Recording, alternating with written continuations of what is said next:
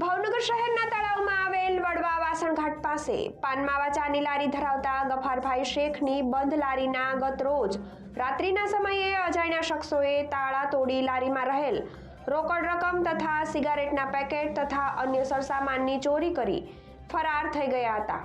Police શહેર સુરક્ષિત હોવાના દાવા કરે છે। રાત્રે રખડતા ભટકતાઓ અને પીધેલાઓની ધરપકડ કરે છે તો રાત્રે બંધ માલ મિલકતોના તાળા તોડી ચોરી આચરતા ઈસમો શા માટે મળતા નહીં હોય કે આ તસ્કરો કેમ પોલીસને નજરે ચડતા નહીં હોય એવા સવાલો લોકો કરી રહ્યા છે। હાલ સી ડિવિઝન પોલીસે આધેડની લારીમાં થયેલ ચોરી પ્રકરણે અરજી લઈ સંતોષ માન્યો છે। હા, મારું નામ ગફારભાઈ। ગફારભાઈ, કઈ જગ્યાએ દુકાન છે? શેની દુકાન? વાસણઘાટમાં લારી છે ને ચાનો અને પાનનો ધંધો કરું છું ને હું સવારે 5 વાગે આવ્યો ને તો મારી લારીના તાળા તૂટલા હતા તો મેં જોયું તો તાળા તૂટલા ને મારા બધા પૈસા ને મારા વસ્તુ ને બધું ચોરાઈ ગઈ। ઓછામાં ઓછા મારા છે ને 8 થી 10 હજાર રૂપિયાનું બધું ટોટલી થાય।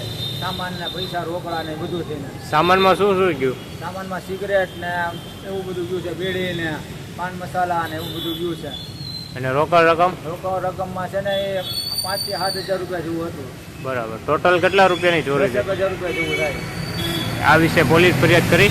હા, પોલીસ ફરિયાદ કરીને શું કહેવામાં અમે ગયા હતા ને પોલીસ ફરિયાદ કરી હવે અમે આવી જવું ને પછી પાછા અમે ઓલા કેમેરામાં ચેક કરવા ગયા તો એના કેમેરામાં જોયું ને એ દેખાણા એ લોકો 2 જણ આવ્યા છે એક્ટિવો લઈને ને એ જોયું પછી ના ફરિયાદ કરીને અહીંયા કીધું કે ભાઈ તમે સી ડિવિઝનમાં કહેવો તો અમે સી ડિવિઝનમાં કહેવાય ગયા ને અહીં પછી આવશું તપાસ કરવા।